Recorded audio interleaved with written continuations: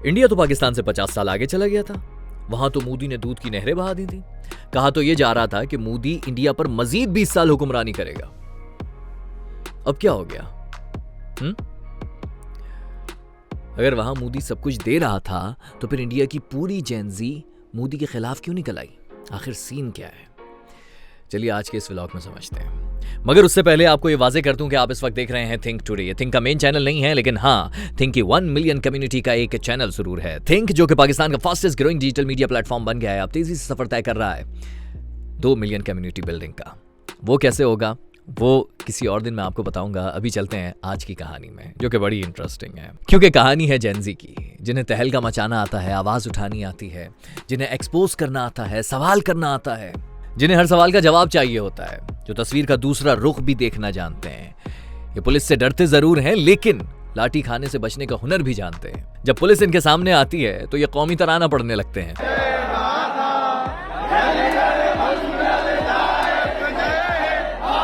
आगे बढ़ते हैं, लेकिन पीछे हटने के लिए।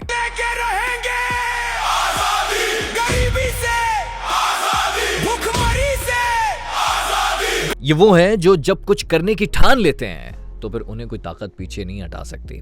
जी हां, हम बात कर रहे हैं जेनजी की, जिन्होंने मोदी सरकार की नींदें हराम कर दी हैं। आपने देखा रात में कैसे सेल्फी मोड पर मोदी ने रिकॉर्ड करके वीडियो भेजी है, ट्विटर पर लगाई है, तमाम सोशल मीडिया प्लेटफॉर्म पर लगाई है। ये इस तरह से क्यों रिकॉर्ड की? ये वज़ीर आज़म की वीडियो तो बाकायदा प्रॉपर कैमरास के तहत पूरी टीम रिकॉर्ड कर सकती है। जब इतनी बड़ी बड़ी प्रोपेगेंडा धुरंधर मूवी बनाते हैं तो ये एक मूवी और रिलीज़ करने में क्या मसला था? लेकिन ये क्यों कि आपको समझाता हूँ अभी। मगर अब इनके सामने चूंकि जेनजी है, धुरंधर मूवी को तो वो कुछ खास ही नहीं डालते हैं, तो फिर अब ये खैर उनकी सेल्फी मोड पर बनाई गई वीडियो भी समझ आ ही गई, क्योंकि ये वो जेनजी है जिन्होंने मोदी के प्रोपेगेंडे को तार तार कर दिया है। क्योंकि भारत जैसे मुल्क में जहां मोदी ने अब तक एक ऐसा सियासी नैरेटिव बनाया जिसमें हर मसले की जड़ हिंदू मुस्लिम बना दिया, कभी शहरियत का कानून, कभी मस्जिद मंदिर, कभी हिजाब, कभी गायें, कभी पाकिस्तान और कभी सरहद की कशीदगी। लेकिन इन्हीं शोर शराबों के दरमियान एक मसला मुसलसल दबाया जा रहा था, और वो मसला था जेनजी का, उनके फ्यूचर का। जब भी जॉब्स और यंग जनरेशन के फ्यूचर के इश्यूज पर बात होने लगती तो मोदी सरकार को बरसों से एक ही फॉर्मूला इस्तेमाल करना आता था, और टीवी पर बहस का रुख उसी तरफ बदल दिया जाता था, और वो था कि भाई हिंदू खतरे में है, ताकि मोदी को खतरे से बाहर निकाला जा सके और उसकी हुकूमत ना गिरे। लेकिन इस बार कुछ अलग हुआ, क्योंकि सोशल मीडिया पर बैठा था जेनजी जो हर बात का जवाब मांग रहा था, और तारीख गवाह है, हुकूमतें तकरीरों से तो चली जाती हैं, लेकिन सवालों से हमेशा घबरा जाती हैं। बहरहाल जो हमने अभी कहा है कि इस बार कुछ अलग हुआ, वो आजकल हम सबको अपनी स्क्रीन्स पर देखने को मिल रहा है। हम लेके रहेंगे, तुम कुछ भी कर लो। कॉकरोच जनता पार्टी का एहतजाज, जो आजकल सिर्फ इंडिया में नहीं बल्कि पाकिस्तान समेत पूरी दुनिया में ही तवज्जो हासिल कर रहा है। आखिर किस चीज का गुस्सा था भाई जेनजीज को इंडिया के, कि वो आग बगोला हो गए? आइए इस मामले को समझते हैं, क्योंकि मैंने ये मेंशन कर दिया इंडिया के जेनजी। हिंदुस्तान से तो ये आवाज़ें आ रही हैं कि ये पाकिस्तान ने अपने जेनजी भेजे वहाँ पर। धुरंधर आ जाएगी, धुरंधर 3 में ये भी साबित हो जाएगा कि नीट इसलिए लीक हुआ क्योंकि उसमें पाकिस्तानी आ गए थे बीच में, मुस्लिम लीक करने वाले थे। हमारे देश में ना मुसलमानों को, मैं आपको खुलकर बोलती हूँ ये बात, मैं नॉन मुस्लिम हूँ फिर भी मैं बोल रही हूँ कि इस देश में इतना बदलाव आ चुका है, इतना चेंज हो चुका है देश, कि मैं ही सेम लड़की हिंदू हूँ पर मैं ही सेम लड़की यहाँ पर मुसलमान होती और ये सब चीजें बोल रही होती तो कल जेल में पड़ी होती। हर मसले का वहां पर एक ही हल है, पाकिस्तान पर नाम लगा दो, वरना दूसरा है हिंदू खतरे में है। इस हिंदू खतरे में है, खतरे में है, खतरे में है कर करके इन्होंने कई मुसलमानों की वहां पर जान ले ली, कई मुसलमानों को वहां पर लूट लिया, कई मुसलमान वहां पर खौफ की जिंदगी गुजार रहे हैं। और एक और जो इंपॉर्टेंट बात है, इस जेनजी के इस एहतजाज के बाद और मोदी की जो कांपे टांग गई हैं, उसके बाद आप यकीन कीजिए इंडिया में मुसलमानों को रिलीफ जरूर मिलेगा। वो किस तरीके से मिलेगा उसको भी अभी समझाते हैं। बेसिकली नीट के एग्जाम से कौमी मेडिकल एंट्री टेस्ट हैं, जिसकी full form national eligibility cum entrance test है। वो बच्चे जो डॉक्टर बनना चाहते हैं, उनके लिए, जो इस चीज़ की ख्वाहिश रखते हैं, उन तुलबा के लिए ये लाजिम है। इसके जरिए तुलबा को MBBS और दीगर मेडिकल कोर्सेज में दाखिला मिलता है। आसान अल्फाज में यूं कहें कि अगर भारत में कोई तालिब इल्म डॉक्टर बनना चाहता है तो उसे पहले नीट पास करना ही पड़ेगा।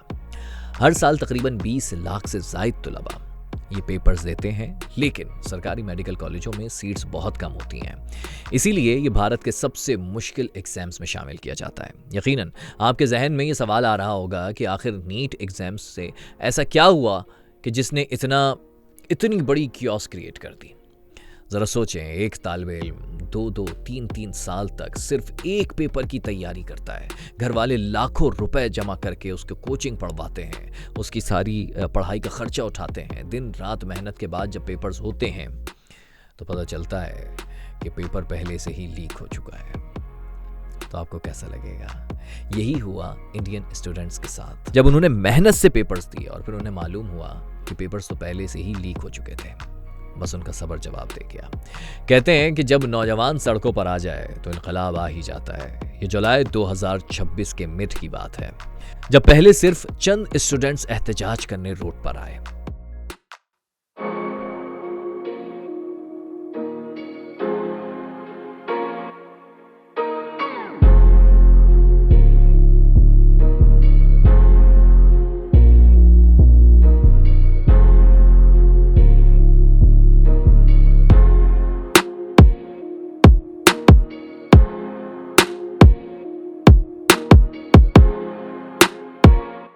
फिर ये तादाद चंद 100 में बदल गई, फिर चंद हजार, फिर देखते ही देखते ये प्रोटेस्ट पूरी जनरेशन की आवाज बन गया। हकीकत ये है कि एहतजाज कभी भी एक दिन में शुरू नहीं होता, ये बरसों का लावा होता है। चंद माह पहले भारत में बेरोजगारी पेपर्स और जॉब्स पर बहस चल रही थी। लाखों नौजवान डिग्रियां हाथ में लिए सालों गवर्नमेंट के जॉब के इंतजार में इधर से उधर चक्कर लगा रहे थे। कोई पेपर्स देता तो रिजल्ट महीनों बाद आता, कभी पेपर्स कैंसिल हो जाते तो कभी रिक्रूटमेंट का प्रोसेस रोक दिया जाता और कभी पेपर लीक। यानी नौजवानों की पूरी जिंदगी सिर्फ इंतजार बनकर रह गई थी। इसी दौरान कॉकरोच जनता पार्टी का आगाज हुआ। कैसे, उसका ये नाम किसने रखा, चलें ये कहानी भी आपको सुनाते हैं। वैसे तो आजकल बड़ी फेमस है तो सबको ही मालूम होगी, जिन्हें नहीं पता वो जरा तेजी से सुन लें, फिर आगे की कहानी सुन लीजिएगा।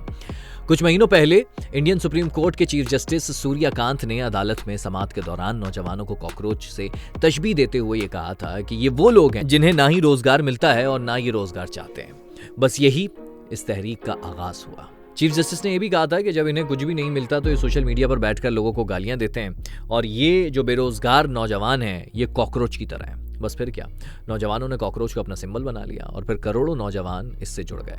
इसी तरह एक मजाक आहिस्ता आहिस्ता एक हकीकी अवामी तहरीक में बदल गया। लोगों को लग रहा था कि ये क्या कर पाएंगे, ये बच्चे क्या कर पाएंगे, लेकिन इन बच्चों ने क्या किया अभी थोड़ी देर में आपको बताता हूँ। जिस लफ्ज़ को गाली बनाया गया था, जिसका मजाक उड़ाया गया था, वही लफ्ज़ हुकूमत के लिए खौफ बन गया। ये सिर्फ एक सोशल मीडिया पेज नहीं रहा था, ये उन नौजवानों की आवाज़ बन गई थी जो बरसों से ये इंतज़ार कर रहे थे कि अब उन्हें कोई सुने। एक्चुअली सबसे दिलचस्प बात पता है क्या थी? इस तहरीक के सिर्फ 3 सवाल थे। जॉब्स कहाँ हैं, मेरिट कहाँ है और हमारा फ्यूचर क्या बनेगा उसका। अगर देखा जाए तो तहरीक तो पहले ही जोर पकड़ चुकी थी, बस जल्दी पर तेल का काम किया इस नीट लीक पेपर्स ने, यानी कि नीट के जो पेपर्स थे, नीट पेपर लीक्स ने। अब जब पेपर लीक हुए तो जेनजीज ना सिर्फ सड़कों पर आए बल्कि मोदी सरकार एक्सपोज हो गई। मोदी और भारतीय मीडिया को इन्होंने न सिर्फ बुरी तरह एक्सपोज किया बल्कि वार्न भी कर दिया कि इस बार हम झूठे प्रोपेगेंडों में नहीं आने वाले हैं। ना हमें पाकिस्तान से डराया जाए, ना मुसलमानों से, क्योंकि हम हुकूमत की किसी चाल में नहीं आएंगे। हम समझते हैं हुकूमत बार बार हिंदू खतरे में है, मुसलमान मार रहा है, ये सब कहकर हमें ही बहकाती है। और इसमें सबसे ज़्यादा साथ देता है गोदी मीडिया। गोदी मीडिया को कैसे एक्सपोज किया अभी वो भी देखिएगा। 10 मिनट से सुन रहा हूँ मैं, पूरा झूठ नैरेटिव फैला रही है वो औरत। एनडीटीवी 10 मिनट से झूठ नैरेटिव फैला रही है, लाइव है ये लोग। बोल रहे शांतिपूर्वक लेके गए, इंस्टाग्राम पे वीडियो देखो, घसीट के लेके गए। इंस्टाग्राम पे वीडियो देखो प्लीज मैम, स्क्रिप्ट मत पढ़ो। मैं देखा आपको स्क्रिप्ट पढ़ रहे थे आप। तो कुछ यूं कि कई चैनल्स प्रोटेस्ट की कवरेज करने के लिए आए थे और उस वक्त वो लाइव कवरेज कर रहे थे और हमेशा की तरह फेक नैरेटिव सेट कर रहे थे कि पुलिस ने कोई तशद्दुद नहीं किया है और सब ठीक चल रहा है वगैरह वगैरह। लेकिन जेनजी वो कहाँ रुकते हैं। उन्होंने लाइव कवरेज के दौरान मीडिया नुमाइंदगान को घेर लिया और बड़ों बड़ों के छक्के छुड़वाने के लिए रिपोर्टर से खुद ही सवालात शुरू कर दिए। बल्कि एक रिपोर्टर के तो पीछे पड़ गए और उसे किस जानवर से तशबीह दी, ये सुन लीजिए आप खुद ही। देखो भाई, इस भाई को सारे सुअर बोल के नवाज रहे हैं। भाई मीडिया वाला है ये बंदा, सारे जनता इसके पीछे पड़ गए हैं और ये मीडिया वाला है। भाई तुम ऐसे काम करते क्यों हो जो तुम्हें जनता का सुअर बोल के नवाजे। इसी दौरान कुछ टीवी चैनल्स और सोशल मीडिया अकाउंट्स पर ये दावे भी सामने आए कि प्रोटेस्ट करने वालों को पाकिस्तान से फंडिंग मिल रही है, या फिर ये भी कहा गया कि प्रोटेस्ट करने वाले पाकिस्तान से भेजे गए हैं इतने सारे एजेंसीज। ये पाकिस्तानियों की मुसलमानों की साजिश का इस्तेमाल करना कि जी पाकिस्तान साजिश कर रहा है, मुसलमान साजिश कर रहे हैं, ये स्टूडेंट के सामने नहीं चला। किस अंदाज में इन इल्जामात को हैंडल किया आप खुद ही देख लीजिए। पाकिस्तान ने बोला था ऑपरेशन सिंदूर के टाइम पे कि इनके भी राफेल गिरे हैं, इनके भी सैनिक शहीद हुए हैं। तब तो आपने उनको हेकड़ी दिखाने के चक्कर में बोल दिया कि नहीं ऐसा कुछ नहीं हुआ है। अब आप 1 साल बाद जब बोल रहे हैं कि हमारे 6 जवान शहीद हुए हैं, तो क्या दुनिया में संदेश गया कि मतलब पाकिस्तान सही था? तो मतलब कौन से विश्वगुरु बचे फिर हम? क्या बचे हम? हमारी तो पाकिस्तान के सामने भी इज्जत नहीं रही। फिर इस प्रोटेस्ट को सोनम वांगचुक जैसे इंजीनियर, टीचर, उन्होंने भी ज्वाइन कर लिया। अपोजिशन के राहुल गांधी, बड़े बड़े एक्टर्स, क्रिकेटर्स, वो भी इसमें शामिल हो गए। जबकि कुछ क्रिएटर्स, जिनमें ध्रुव राठी वीडियो कॉल पर साथ में नज़र आए, के क्रिएटर इनको सपोर्ट करती नज़र आईं, और बहुत सारे ऐसे मशहूर क्रिएटर्स थे, यूट्यूब क्रिएटर्स और मुख्तलिफ सोशल मीडिया के क्रिएटर्स जो कि यहाँ पर मौजूद थे। या फिर क्योंकि ध्रुव राठी तो ऑब्वियसली इंडिया नहीं आ सकते, जितना उन्होंने जो है वो इंडिया मोदी को जो है एक्सपोज कर दिया है। बहरहाल इसके अलावा मुतादिद फेमस पर्सनालिटीज़ भी इसको ज्वाइन कर चुकी थी। अफसोस की बात तो ये है कि पुलिस ने बच्चों के साथ साथ न सिर्फ राहुल गांधी बल्कि मुतादिद एक्टर्स को भी गिरफ्तार कर लिया। नारा नथिंग विज स्टार्टेड एंड सिर्फ वहां आई थी मैं एंड एक सर आए, उन्होंने बोला आप प्रोटेस्ट नहीं कर सकते, तो हमने कहा ठीक है ओके सर, बता दीजिए दूसरा और क्या रास्ता है। एंड सिर्फ खड़ी थी कि जाना कहाँ है, me and 2 of my other friends and 15 police people, at least 10 men and 5 women came to us and they were like you have to get into the van, you have to get into the van, and I'm simply asking कि क्यों? हम तो सिर्फ road पे खड़े हैं, हमने तो कुछ बोला भी नहीं है, कुछ शुरू भी नहीं किया है। और बच्चों पर बुरी तरह इन्होंने जो है वो तशद्दुद किया। आप फुटेजेस देख ही रहे हैं स्क्रीन पर, बुरी तरह मारा पीटा, बच्चे रो भी रहे थे। और इनको एक्सपोज करने के लिए जो बच्चों को पुलिस वाले मार रहे थे, अच्छा यहाँ पर इन्होंने किसी ने जो है वो नेम प्लेट नहीं लगाई थी पुलिस वालों ने, और जो बच्चों को मार रहे थे पुलिस वाले, उनको एक्सपोज करने के लिए भी एक लड़का किस तरीके से सहाफ़त का कार्ड लेकर, जर्नलिज्म का कार्ड लेकर जो है वो घूम रहा था। वो भी देखिए, ये भी बड़ा मज़े का है।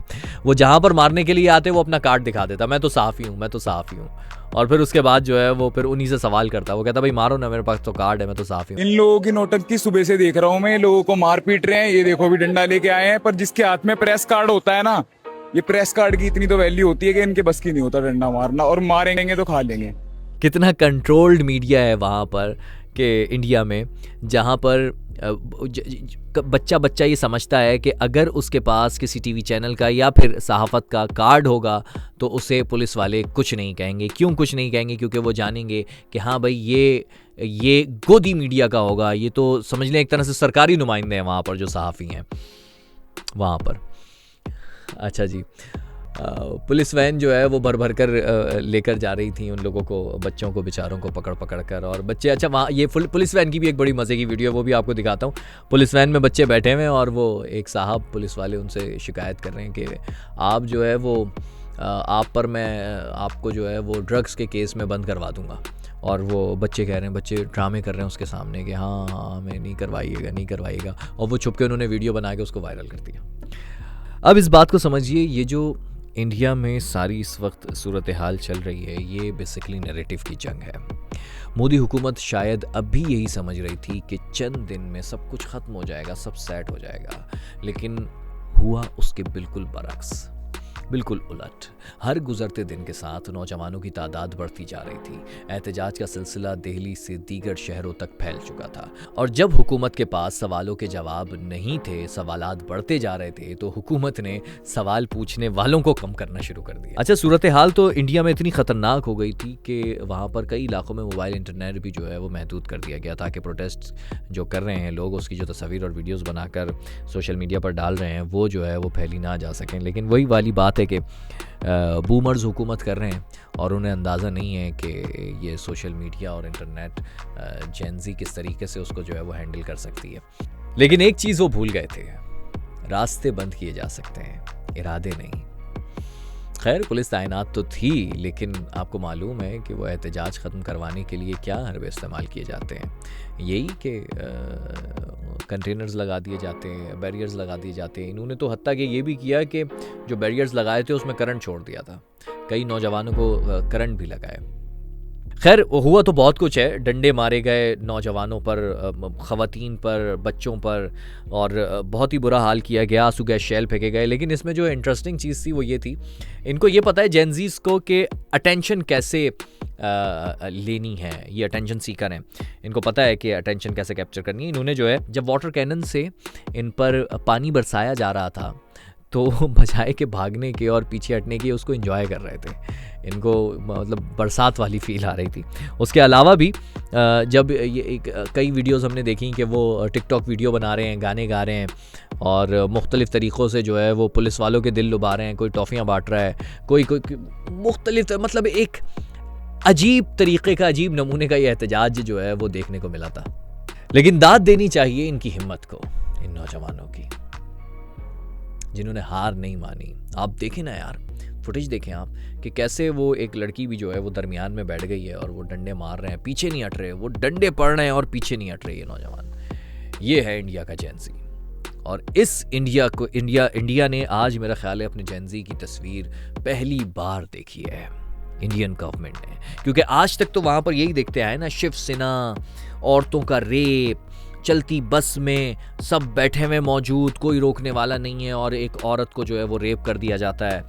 यही देखते आए कि एक मुसलमान को पकड़ा जाता है, सबके सामने सब मौजूद हैं और सबके सामने मुसलमान को दाढ़ी से पकड़ा जाता है और बोला जाता है बोलो जय श्री राम। यही देखते आए इंडिया में कि इंडिया में हिंदू किस तरीके से गाय काटने पर किसी मुसलमान को जो है वो मार देता है। एक्चुअली में वो हिंदू नहीं है, एक्चुअली में वो दहशतगर्द है। आज ये तस्वीर थी हिंदू की, ये तस्वीर थी मुस्लिम्स की, कि हिंदू मुस्लिम्स दोनों एक हुए हुए थे। ये है एक्चुअली जेनजी, जो कि इंडिया को, इस मोदी सरकार को गिराकर इंडिया को वाकई किसी मकाम पर ले जाना चाहती है। अब मामला सिर्फ दिल्ली की सड़कों तक महदूद नहीं रहा है, ये याद रखिएगा, दीगर शहरों तक फैलता जा रहा है, आलमी खबरों का हिस्सा बनने लगा है। ऐसा लगता है कि मोदी की कुर्सी अब खतरे में पड़ गई है। तभी मोदी को इस तरीके से सेल्फी व्लॉग बनाने की और अपना पैगाम जो है वो सेल्फी मोड पर रखने की और इतना बड़ा सा मुंह दिखाने की जो है वो ज़रूरत पेश है। उसकी वजह यही है कि मोदी की टीम ने मोदी को यही बताया कि देखिए, अगर आपको जेनजी का मुकाबला करना है तो कम से कम जेनजी की तरह, ऑब्वियसली वो दिख तो नहीं सकते, लेकिन जेनजी जो हरकतें कर रही है वैसे करें। तो सोशल मीडिया पर तो ये स्टाइल है सेल्फी मोड में वीडियो बनाने का, और इस तरीके से अगर वीडियो बनाएं तो ओ भाई साहब, एग्जीक्यूशन कैसे कर रहे हैं ये मैटर नहीं करता, आपके कंटेंट में कितनी जान है ये मैटर करता है। आप उसमें जो बोल रहे हैं, मोदी साहब ने जो बोला है वही लारे लप्पे दिए हैं, पीर तक हो जाएगा और ये हो जाएगा, वो ये लारे लप्पे हैं ये। बहरहाल अच्छी खबर तो ये है कि जो आमिर खान का जिन्होंने करैक्टर किया था 3 इडियट में, सोनम, उन्होंने जो है वो अपनी भूख हड़ताल ख़त्म कर दी है और उन्हें जो है वो कुछ खिलाया गया है।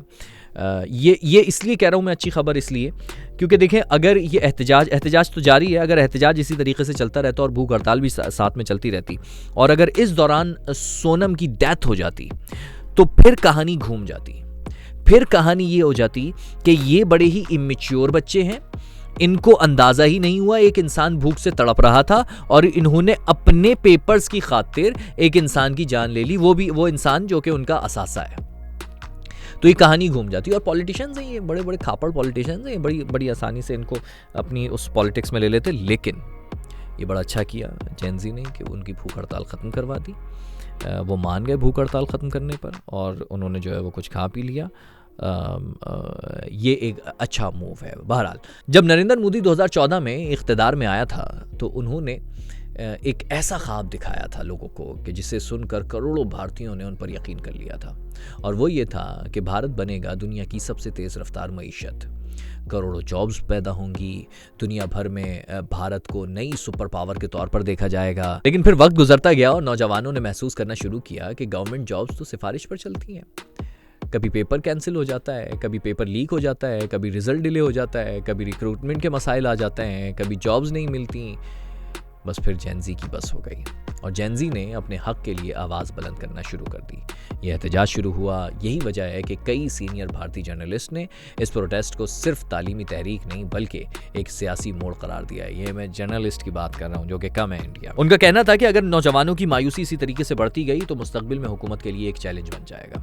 मोदी की कुर्सी खतरे में पड़ सकती है, जो कि पड़ गई है मेरे मुताबिक, क्योंकि नौजवान पेपर से ज़्यादा सिस्टम पर सवाल उठाना शुरू कर रहे हैं। तो मसला सिर्फ तालीम का नहीं है, मसला हुकूमत की कारकर्दगी का है।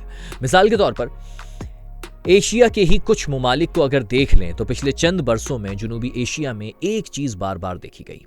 याद होगा आपको, पहले श्रीलंका में मुआशी बहरान के बाद नौजवान सड़कों पर आए और वहाँ पर इनकलाब आ गया, हुकूमत को शदीद दबाव में लिया उन्होंने। फिर उसके बाद बांग्लादेश में तुलबा तहरीक ने मुल्की सियासत का रुख बदल दिया, इंडिया में ही छुपकर भागी हसीना वाजिद। फिर नेपाल में भी नौजवानों की तहरीक ने पुराने सियासी निज़ाम को चैलेंज किया। हर मुल्क की वजूहात अलग थीं, लेकिन एक चीज़ मुश्तरक थी, यानी कि एक जैसी थी। जब नौजवानों को ये महसूस हुआ कि उनका मुस्तकबिल ख़तरे में है तो वो खामोश नहीं बैठे, वो रुके नहीं। वो हम मिलेनियल्स की तरह या हमसे पहले वाले जेन एक्स या बूमर्स की तरह बैठे नहीं, वो बाहर निकले। भले वो नेपाल की जेनजी हो, भले बांग्लादेश की जेनजी हो, भले श्रीलंका की जेनजी हो, और अब भारत की जेनजी हो। तो क्या अब भारत का हाल बांग्लादेश जैसा हो जाएगा? क्या इस प्रोटेस्ट से end of the Modi era तो नहीं शुरू होगा?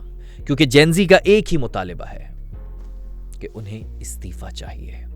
कल अगर जेनजी ये भी मुतालिबा कर देती है कि अब हमें मोदी से इस्तीफा चाहिए। ये याद रखिए कि जब तक प्रोटेस्ट कोई पॉलिटिशियन कर रहा होता है ना, तो तब तक मामला इतना गंभीर नहीं होता। पता होता है कहीं ना कहीं पॉलिटिकल रास्ता मिल ही जाएगा, उसको अपना रास्ता मिलेगा, वो धरना ख़त्म कर देगा, भले जितने सालों से क्यों ना कर रहा हो। क्योंकि पॉलिटिशियन को जवाब देना आसान भी होता है। कोई हुकूमत में आ जाता है, फिर कोई ओपोजिशन में चला जाता है, कोई कुछ दिन सब मामूल पर आ जाता है, कुछ ना कुछ मिल ही जाता है पॉलिटिशियन को। लेकिन जब प्रोटेस्ट करने वाला पॉलिटिशियन ना हो, बल्कि नौजवान हो जो अपना हक मांग रहा हो, जो कि हुकूमत दे नहीं सकती, तो मामला गंभीर हो जाता है। मोदी के साथ भी यही हुआ है। मोदी के सामने वो जनरेशन है जो खामोश नहीं बैठती, जो अपना हक मांगती है, अपना पॉइंट ऑफ व्यू बताना चाहती है, बताना जानती है। बल्कि मोदी की हुकूमत के अंदर, मुल्क के अंदर तो क्राइसिस हैं, लेकिन अब मोदी की फॉरेन पॉलिसी पर भी सवालात उठना शुरू हो गए कि वो मुल्क जिसे मोदी हुकूमत बरसों से अपना सब कुछ, अपना सबसे करीबी इत्तेहादी समझती थी, आज उसके बारे में भी दुनिया में बहस बदलने लगी है। यही मोड़ इस पूरी कहानी को दिल्ली से निकाल कर वर्ल्ड पॉलिटिक्स तक ले जा सकता है। आज भारत में जो कुछ हो रहा है उसे सिर्फ एक प्रोटेस्ट से समझना शायद गलत होगा। ये पॉलिटिक्स का सबसे बड़ा लेसन भी है। मोदी ने गलत पॉलिसीज चलाकर 11 साल तो लोगों का ध्यान दीगर मामलात पर लगा दिया, लेकिन आप हमेशा लोगों की तवज्जो नहीं बदल सकते, क्योंकि आखिरकार रोटी, जॉब, तालीम और इंसाफ, जब ये नारा लगाया जाए तो ये नारे बाकी नारों पर भारी पड़ जाते हैं। हो सकता है कि ये प्रोटेस्ट ख़त्म हो जाए, क्योंकि जिस वक्त हम ये व्लॉग रिकॉर्ड कर रहे हैं उस वक्त लेटेस्ट अपडेट ये है कि आज कॉकरोच जनता पार्टी के मुज़ाकरात होने हैं हुकूमती वज़रा से, और हो सकता है कि कुछ मुतालिबात मान लिए जाएं। हो सकता है ये तहरीक पहले जैसी ना रहे, और ये भी हो सकता है कि हुकूमत इस्लाहात का ऐलान कर दे। लेकिन एक चीज़ शायद अब कभी पहले जैसी नहीं रहेगी, वो है भारत के नौजवान की आवाज़। क्योंकि एक बार जब नौजवान सवाल पूछना सीख जाएं, फिर उन्हें खामोश कराना आसान नहीं होता। बहरहाल एक अच्छी बात यह है कि अब तकरीबन 1-1.5 महीना एहतजाज जारी रहने के बाद मोदी जी को बयान देना ही पड़ गया।